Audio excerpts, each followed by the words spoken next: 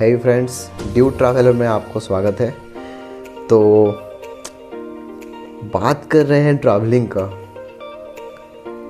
तो जो मैं याद कर सकता हूँ तो बचपन से ही घूमने का बहुत ही ज़्यादा शौक़ है। और हालांकि उतना चांस मिला नहीं, लेकिन जितना भी चांस मिला है बहुत ही जम के घूमा हूँ मैं। बहुत सारे जगह घूमा हूँ बचपन से ही। कुछ याद है, कुछ याद नहीं है। और जो भी याद है, हालांकि बहुत ही धुंधला सा याद है, उतना क्लियर नहीं है। बचपन में घूमना पेरेंट्स के साथ हो गया या फिर अपने दोस्तों के साथ, यानी कि जो हो गया आपका स्कूल ट्रिप्स हो गए, या फिर ऐसे कुछ इवेंट्स हो गए जिसके चलते आप बाहर कहीं घूमने गए होंगे। तो वो सब चीज़ जो होता है वो बहुत ही इम्पोर्टेंट होता है लाइफ में, और बहुत ही ज़्यादा अच्छा भी लगता है वो सब बात याद करके। तो जबकि हम अभी एक स्टेज में हैं, दुनिया देख रहे हैं, तो अब जो है समझ आता है कि एक्चुअल में घूमना यानी कि ट्रैवलिंग होता क्या है।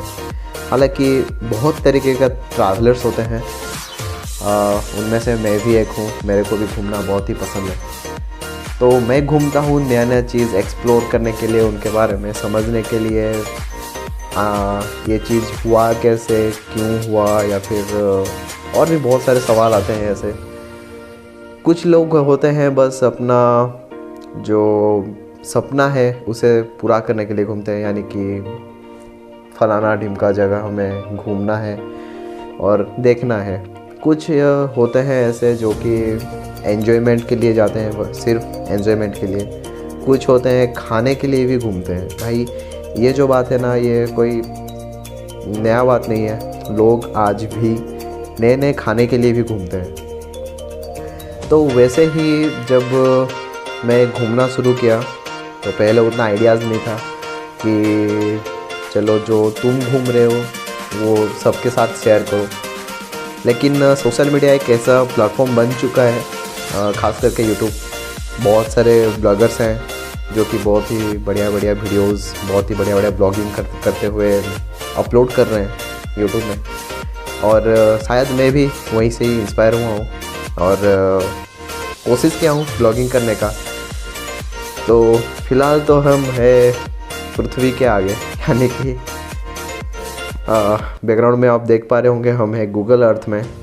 तो मेरा जो जर्नी है वो होगा कटक से। तो आपको मैं बता देना चाहता हूँ कि मैं और मेरा एक दोस्त जिसका नाम राजेश है, तो हम दोनों घूमने वाले हैं दारिंगबाड़ी, यानी कि जिसे जनरली लोग कहते हैं कश्मीर ऑफ उड़ीसा। तो जब भी कोई आप उड़ीसा आए तो प्लीज़ वो जगह पर्टिकुलर दारिंगबाड़ी ज़रूर विज़िट कीजिए, क्योंकि बहुत ही अच्छा प्लेस है, बहुत ही ब्यूटीफुल प्लेस है और आपको बहुत ही मज़ा भी आएगा वहाँ पे। और जनरली लोग वहाँ पे आते हैं दिसंबर के महीने में, ख़ास करके दिसंबर का 15 दिसंबर टू स्टार्ट करके आप जनवरी का फर्स्ट या फिर सेकेंड वीक तक घूम सकते हैं वहाँ पे। और क्योंकि वहाँ पे ठंड कुछ ज़्यादा ही होता है, कभी कभार तो ऐसा होता है वहाँ पे आइसफॉल भी होता है। उसके चलते वहाँ मतलब वो जो पर्टिकुलर जगह है उसे कश्मीर ऑफ उड़ीसा भी कहा जाता है। और बहुत सारे ऐसे चीज़ है जो कि हम ये जो ट्रिप है इसके अंदर कवर करने वाले हैं। तो होप कि ये जो वीडियो है आपको पसंद आएगा। और चलते हैं सीधे। तो आगे बढ़ने से पहले मैं आपको हमारा जो रूट है, यानी कि कटक या फिर भुवनेश्वर से दारिंगबाड़ी जाने के लिए बहुत सारे रूट्स हैं। लगभग 3 से 4 रूट्स हैं, आप जो कोई सभी रूट पकड़ सकते हैं। लेकिन हमें चाहिए था एडवेंचर, चाहिए था नया रूट्स। तो हम शुरू किए कटक से और हम सीधा आए नीचे नीचे चिलिका। ओके, तो चिलिका के बगल से और हम सीधे गए दारिंगबाड़ी की तरफ। तो पीछे आप देख पा रहे होंगे पूरा नक्शा है आपके सामने। और ऊपर भी 2 रूट है, आप वो वाला रूट भी पकड़ सकते हैं, यानी कि वो खोर्धा से डायरेक्ट आपका दारिंगबाड़ी जाएगा। और हम जिस रूट से जा रहे हैं हम खोर्धा के अंदर नहीं घुसेंगे, सीधा ही हम हाईवे के ऊपर से ही खोर्धा क्रॉस करके निकल जाएंगे। हो तो होप कि आपको भी ट्रैवलिंग पसंद हो, और मेरे हिसाब से तो हर किसी को, चाहे कैपेबल हो ना हो, कहीं ना कहीं घूमने का ज़रूर इच्छा होगा, और हर कोई ये जो इच्छा है उसे पूरा नहीं कर पाते।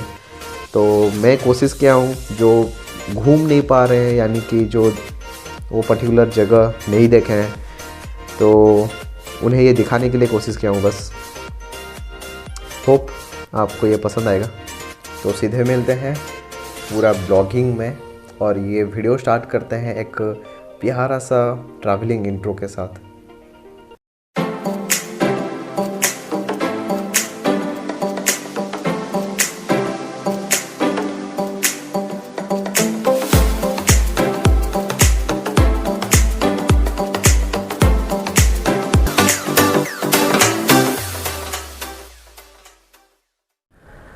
हेलो एवरीवन, और हम हैं कटक में, जो कि आप पीछे देख पा रहे होंगे, आई लव कटक। और ये कटक का कौन सा एरिया है? आनीकट। कटक का ये आनीकट एरिया है। और मेरे साथ है मेरा ट्रैवलिंग पार्टनर राजेश। ओके, मेरा जिगरी दोस्त है। तो मेन जो मुद्दा है वो ये है कि आज हम कटक से निकलने वाले हैं दारिंगबाड़ी की तरफ, यानी कि जिसे कि उड़ीसा का आप कश्मीर भी कह सकते हैं। बहुत ही ब्यूटीफुल जगह है वो, और बहुत ही मज़े आने वाले हैं वहाँ पे। तो कोशिश करेंगे जितना हम घूमेंगे वहाँ पे, जितना हम कवर कर सकते हैं मैक्सिमम आपको सब शेयर करेंगे। और होप कि ये वाला जो जर्नी है ये बहुत ही सही रहेगा। बाय द वे जो टाइम हुआ है वो हो चुका है 4:30 सुबह का। और तो फिर चलते हैं राइड पे। होप कि बहुत ही मज़ा आने वाला है। और आप ये वाला जो नज़ारा है ना भुवनेश्वर कटक का, वो देख पा रहे होंगे। हालांकि आपको पूरा जो जर्नी है वो आपको दिखाने वाला है, और बहुत ही ज़्यादा मज़े भी आने वाला है। तो फिर मिलते हैं बहुत सारे नए प्लेस के साथ, बहुत सारे नए खाने के साथ, और बहुत सारे नए एक्सपीरियंस के साथ। सबके लिए मैं और राजेश।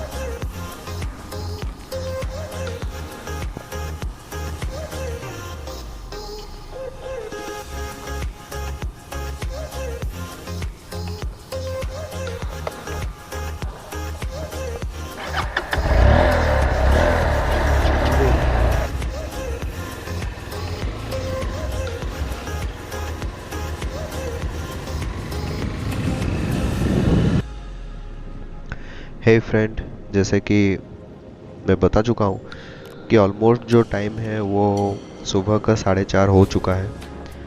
और हालांकि निकलना थोड़ा देरी हुआ हमारा, क्योंकि घर से तो निकले थे थोड़ा जल्दी, करीब 4 बजे। लेकिन हमें लगा कि थोड़ा आपको कटक का एक नया वर्जन दिखाया जाए, क्योंकि जैसे कि आपको पता ही होगा कि कटक एक छोटा सा शहर है, और चारों तरफ से ये नदियों से घिरा हुआ है। इसके चलते क्या होता है कि इसका जो एरिया का जो ग्रोथ है वो थोड़ा रिस्ट्रिक्ट हुआ है। लेकिन अभी जो हालात है, कटक को बहुत ही अच्छे से अभी मॉडिफाई किया जा रहा है। एक प्लांट सिटी के हिसाब से इसे अभी बनाया जा रहा है। तो उसके चलते बहुत सारे स्ट्रीट अभी कुछ बढ़िया ही दिख रहे हैं, जैसे कि आप वीडियो में देख पा रहे होंगे। तो हमारा जर्नी स्टार्ट हुआ अनीकट एरिया से, और ये पहले मछली बाज़ार हुआ करता था। कुछ दिन या फिर आप कह सकते हैं कुछ महीने पहले। लेकिन अभी आप देख पा रहे होंगे कि ये जो एरिया है पूरी तरह से मॉडिफाई हो चुका है और बहुत ही खूबसूरत दिख रहा है।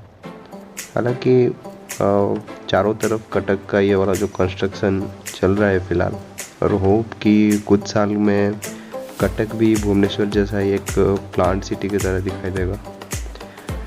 तो अभी फ़िलहाल आप देख पा रहे होंगे बहुत ही रात है और हम गुजर रहे हैं कटक के रेलवे स्टेशन से, और बगल में अगर आप नोटिस करेंगे तो वो था रेवेन्शा यूनिवर्सिटी। हालांकि इतने रात को कभी मैं नहीं निकला था भुवनेश्वर हो या फिर कटक में। हाँ, याद कर सकता हूँ एक बार हम निकले थे, मैं और राजेश, फ़ोटोशूट के लिए। तो वहीं पे ही अनीकट का जो एरिया आपको दिखाए पहले, जहाँ से हम हमारा जर्नी शुरू किया है, वहाँ पे हम गए थे फ़ोटोशूट करने के लिए रात को करीब 3 बजे की तरफ। और वो वाला भी कुछ अच्छा एक्सपीरियंस था, लेकिन वो गर्मियों में था और ये है सर्दी। तो सर्दियों में सुबह सुबह बाहर निकलना और एक जर्नी में निकलना, ये थोड़ा अलग ही है, अलग एक्सपीरियंस है। तो फ़िलहाल हम भुवनेश्वर की तरफ निकल चुके हैं और रास्ता भी बढ़िया है, और होप कि ये जो रास्ता है, ये जो ट्रिप है, ये बहुत कुछ सिखा के जाएगा, बहुत कुछ नया एक्सपीरियंस देकर जाएगा, बहुत कुछ नया मेमोरीज देकर जाएगा। और इसी के ही उम्मीद में हम निकल पड़े हैं। हालांकि दोनों ये दूसरे बार हम साथ ट्रैवल कर रहे हैं, और जैसे कि आप नोटिस मतलब वो बोर्ड में देखे होंगे कि बरहमपुर और पुरी का दिखा रहा था कितना किलोमीटर है, और वैसे कुछ खास नहीं। तो मैं मिलते हैं भुवनेश्वर में। और एक बात बताना चाहूँगा कि जब भी आप कोई रोड ट्रिप में निकले तो जो प्राइमरी प्रिकॉशंस है उसे ज़रूर फॉलो कीजिए। यानी कि अगर आप 2 जने ट्रैवल कर रहे हैं तो प्लीज़ 2 जने 2 हेलमेट कैरी कीजिए, और सिर्फ कैरी करना इम्पोर्टेंट नहीं होता, उसे यूज़ भी कीजिए। क्योंकि रात के वक्त में आप ट्रैवल कर रहे होंगे, जैसे कि हम कर रहे हैं रात को, तो कहीं पे ऐसे भी होता है कि विजिबिलिटी कम हो जाता है, या फिर कहीं पे ऐसे हो जाता है कि 1 वे हो, तो फिर अपर टिपर्स में भी कुछ प्रॉब्लम्स आ जाते हैं। जैसे कि बड़े बड़े ट्रक्स जब 1 वे या फिर 2 वे में जाते रहते हैं तो वो लोग जनरली डिपर नहीं दिखाते, उसके चलते विजिबिलिटी कम हो जाते हैं, या फिर ऐसे कुछ इंसिडेंट ना हो किसी के साथ, भगवान करे। लेकिन हमें कुछ ऐसे राइडिंग प्रिकॉशंस लेना बहुत ज़रूरी होता है। और स्पेशली आप अगर ठंड में निकल रहे हैं तो कोशिश करें ड्राइविंग ग्लोव्स और जो आपका विंटर वेयर्स जो भी है अपने साथ लेके चलें, स्पेशली ऐसे टाइप ट्रिप्स में, क्योंकि आगे भी आपको बहुत ही ज़्यादा काम आने वाला है। क्योंकि हम जिस एरिया में जा रहे हैं वहाँ पे वैसे भी बहुत ज़्यादा ठंड होने वाला है, और जो हम एक्सपीरियंस कर रहे हैं रात को सुबह सुबह उठ के राइड करना बाइक पे आसान नहीं होता। और वैसे भी ठंड मतलब सर्दी का महीना है, तो हम दोनों ही ग्लोव्स हो गया या फिर मफलर, आप फेस मास्क का भी यूज कर सकते हैं, उसके ऊपर ज़रूर आप हेलमेट पहने। हालांकि राजेश ड्राइव कर रहा है और मैं पीछे बैठा हूँ, लेकिन हाँ, ब्लॉगिंग करना जो है मुझे, तो वैसे ही आपको बस रास्ता दिखा दे रहा हूँ। बहुत ही बढ़िया रास्ता है। और इसमें राइड करना बहुत ही मज़ा ही आ जाता है यार, अलग लेवल का। अगर आप भुवनेश्वर में हैं या फिर कटक में हैं या फिर भुवनेश्वर आए हुए हैं या फिर कटक एरिया में आए हुए हैं तो आप ज़रूर ये वाला जो रास्ते जो वे है, रोड है, इसे ज़रूर आप कवर किए होंगे। तो फिर मिलते हैं सीधे भुवनेश्वर में, और थोड़ा बहुत भुवनेश्वर का जो रूट है वो भी आपको दिखा देंगे कहाँ से हम गुजरे। ओके, तो सीधे मिलते हैं भुवनेश्वर में। तो सीन कुछ ऐसा है, हम ऑलरेडी भुवनेश्वर में एंटर कर चुके हैं और पीछे रसूलगढ़ और बानी बिहार को छोड़ के हम आगे आ चुके हैं।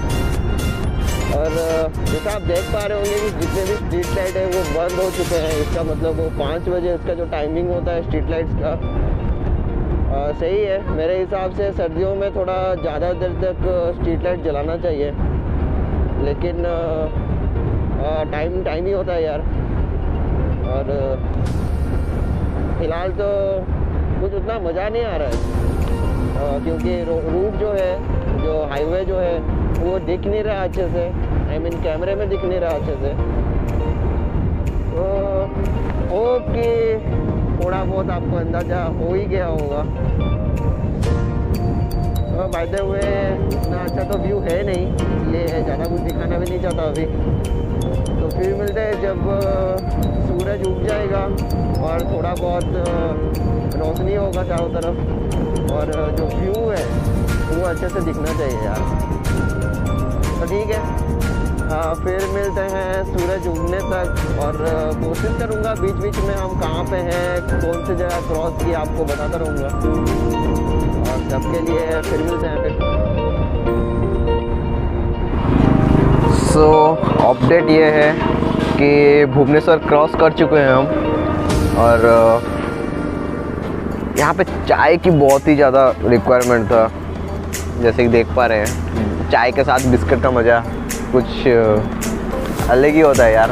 सुबह सुबह ठंडी में चाय के साथ, यू नो।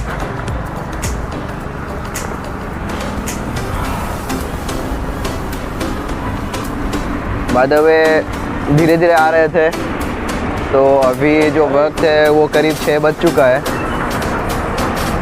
तो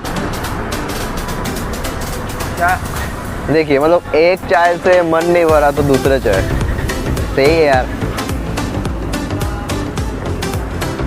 मेरे को भी लेना चाहिए। जितना हो सके बॉडी को थोड़ा गर्म रखने की कोशिश करेंगे, क्योंकि ठंड थोड़ा ज़्यादा है और हवा लगने के चलते क्या होगा कि जुकाम पकड़ने का बहुत ही ज़्यादा चांसेस है।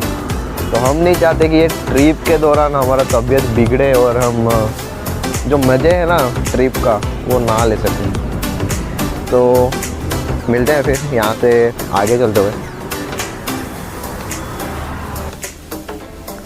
तो चाय पानी ख़त्म हो चुका है और हम निकल पड़े फिर से एक शानदार हाईवे पे। जैसे कि आप अभी देख पा रहे होंगे कितना मस्त पूरा रास्ता है। जब हम भुवनेश्वर क्रॉस कर रहे थे, हालांकि तभी स्ट्रीट लाइट्स बंद हो चुके थे, लेकिन अब आप जो हाईवे है ना उसे देख पा रहे होंगे कितना मस्त पूरा रास्ता है और चारों तरफ हरियाली ही हरियाली है। मेरे को ये बहुत ही अच्छा लगा कि इतना बढ़िया रूट है और खुल के यहाँ पे आप ड्राइव कर सकते हैं। और क्योंकि सुबह का टाइम है तो ज़्यादा ट्रैफिक भी नहीं है, खुला रास्ता है पूरा। तो ये जो रास्ता सब बना है ज़्यादा दिन नहीं हुआ है बन के, अभी कुछ मतलब आप कह सकते हैं 3-4 महीना तो कम हो गया, हालांकि कुछ ऐसे 6-7 महीना या फिर 1 साल के अंदर ही हुआ है। ठीक है, फिर आप ये जो वे है उसका मज़ा लीजिए और हम फिर मिलते हैं बहुत ही जल्द दूसरे एक ब्लॉग में।